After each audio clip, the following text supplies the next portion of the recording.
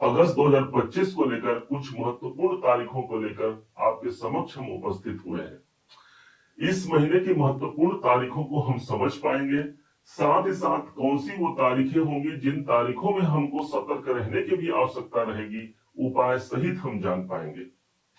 उससे पहले आइए जानते हैं कि कैसा होगा यह अगस्त का महीना आपके स्वास्थ्य के दृष्टिकोण से, धन की स्थिति कैसी रहेगी, शिक्षा और साथ ही साथ आपके नौकरी व्यापार सहित आपके लाभ और भाग्य की स्थिति को हम जान पाएंगे। सबसे पहले प्रारंभ करते हैं अपने स्वास्थ्य से, अपने शरीर, अपने तन से, क्योंकि जो प्रथम भाव होता है यही हमारा तन होता है। यहाँ के जो स्वामी बनते हैं, जो राशि के अधिपति है शनिदेव, और शनिदेव इस समय पर वक्री अवस्था पर चल रहे हैं, अर्थात ये एक समय है जहां पर शनि अपना प्रभाव कुंभ राशि पर पूर्ण रूप से दे रहे हैं। स्वास्थ्य कहीं से भी हमारा खराब नहीं होगा। एक बेहतर स्वास्थ्य की उपभोग को लेते हुए हम अपने कार्य की निष्ठा को पूरा कर पाते हैं। धन की स्थिति कैसा रहेगा? धन भाव पर स्वयं शनिदेव विद्यमान है, आपके अपने राशि के स्वामी है, मतलब आप कहाँ चले गए? आप चले गए धन के स्थान पर। स्वामी बनते हैं देव गुरु बृहस्पति, और देव गुरु बृहस्पति ठीक एक तारीख आता है 13 अगस्त। 13 अगस्त को यही पुनर्वसु नक्षत्र पर गुरुदेव विराजमान हो जाएंगे और चल रहे हैं ये पंचम भाव पर, त्रिकोण के भाव पर। इसलिए 13 तारीख से आर्थिक समस्या दूर होती है और एक बेहतर आर्थिक लाभ को हम प्राप्त कर पाते हैं। न सिर्फ इस अगस्त के महीने में, बल्कि 5 दिसंबर 2025 तक इस देव गुरु बृहस्पति का साथ हमको आर्थिक प्रगति के रूप में देखने को मिलेगा। अब आइए जानते हैं सुख के भाव को, शांति के भाव को।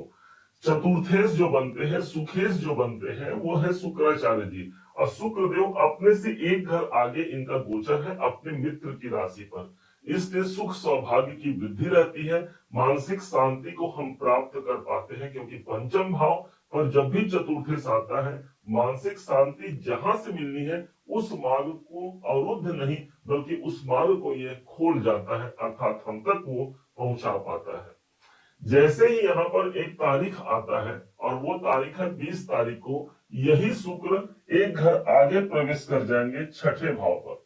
छठे भाव पर जब शुक्र प्रवेश करेंगे तो जो लोग प्रॉपर्टी से जुड़े हुए कोई लोन लेना चाहते हैं, उनके लिए समय ज्यादा अनुकूल रहेगा।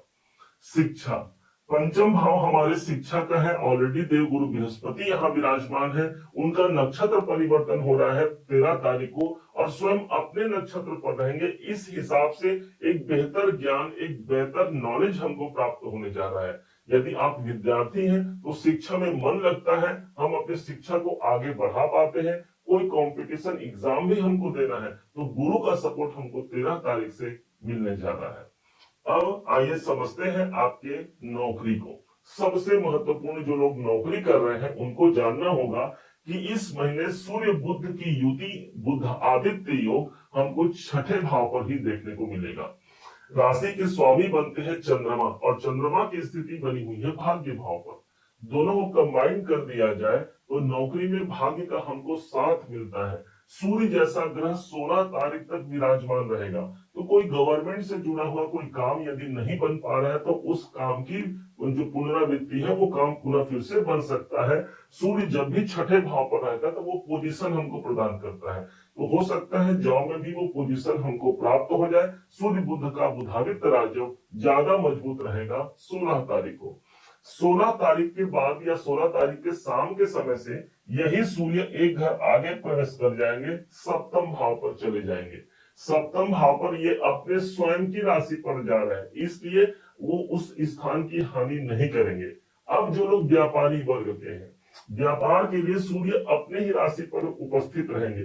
केतु जैसा ग्रह विद्यमान है। यदि कोई अड़चनों का सामना हम कर रहे हैं बिजनेस में, तो ऑलरेडी सूर्य पूरे 1 साल बाद अपने स्वयं की राशि पर आते हैं, इसलिए सप्तम भाव को मजबूती प्रदान मिलेगी और वहां से हमारा व्यापार भी आगे बढ़ता है, या नए क्लाइंट की शुरुआत यहाँ से देखने को मिलेगी, विशेष तौर पर 16 तारीख से।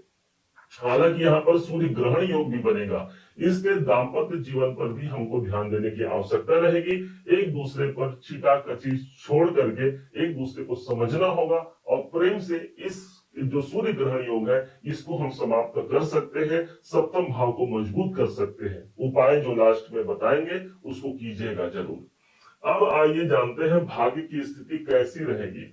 शुक्र हमारे भाग्येश बनते हैं और इस पूरे महीने यही शुक्र 20 तारीख तक खासकर छठे भाव पर रहेंगे और उसके बाद अपने तीसरे भाव पर पंचम भाव पर रहेंगे।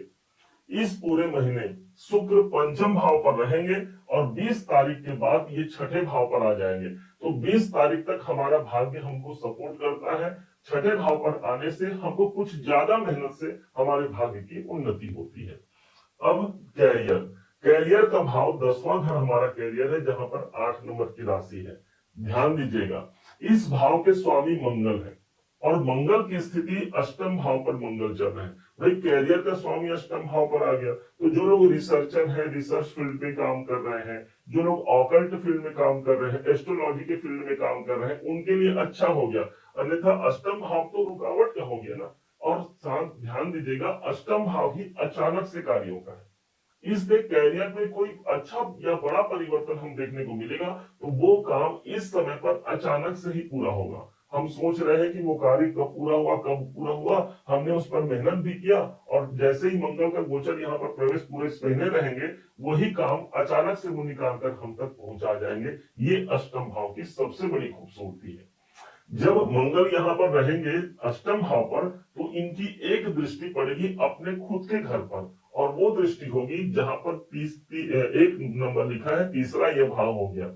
इसलिए मंगल हमारा कॉन्फिडेंस है, हमारा आत्मबल है, हमारा उत्साह है। तो हम अपने आत्मबल की वृद्धि करते हुए, कॉन्फिडेंस की वृद्धि करते हुए हमारे कैरियर में जो रुकावटें हैं उसको हम दूर कर पाते हैं और एक बेहतर कैरियर का लाभ भी इस महीने हमको मिलने जा रहा है। अब इसी मंगल के पास एक दृष्टि और है और जो पूरे इस महीने कायम रहेगा ना, और वो है इनकी चतुर्थ दृष्टि। 1 2 3 4 और यही अपने चतुर्थ दृष्टि से अपनी दृष्टि प्रदान करेंगे एकादश भाव को।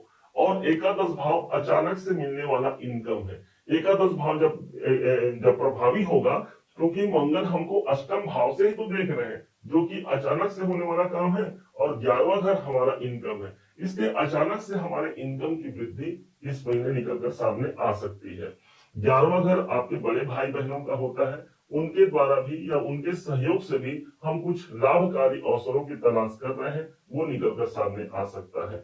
11वां घर सोशल सर्कल का होता है, इसलिए इस समय पर जो समाज से जुड़े हुए कार्य कर रहे हैं, जो सामाजिक संगठनों से जुड़े हुए हैं, उनको भी लाभ की प्रवृत्ति काफी प्रबल हो जाएगी। अब आइए जानते हैं कौन सी वो तारीखें होंगी जिन तारीखों को हमको महत्वपूर्ण डिसीजन प्राप्त होना है या एक महत्वपूर्ण कार्य हमारा संपन्न होना है।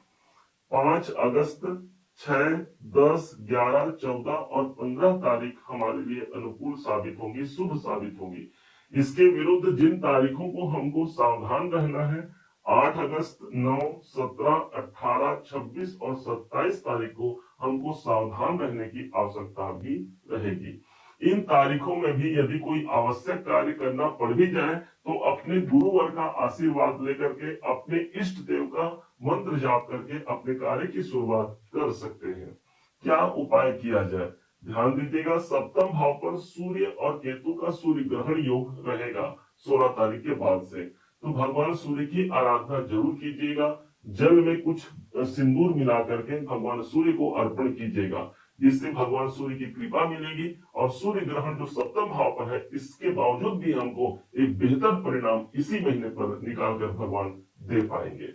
उम्मीद है आप सबने इसे समझा, आप सबने इसे जाना है। यदि आपने इसे समझा है, जाना है, मेरे समझाने का प्रयास यदि आपको सार्थक लगा हो, मेरे समझाने का तरीका यदि आपको सार्थक लगा हो, तो हर बार की भांति इस बार भी अपना प्यार भरा लाइक और कमेंट करना कभी मत भूलिएगा। और हाँ, यदि अभी तक आपने चैनल को सब्सक्राइब नहीं किया है, सब्सक्राइब जरूर कीजिएगा। पुनः एक बार फिर आप सभी का दिवस बहुत मंगलमय हो, इन्हीं शुभकामनाओं के साथ।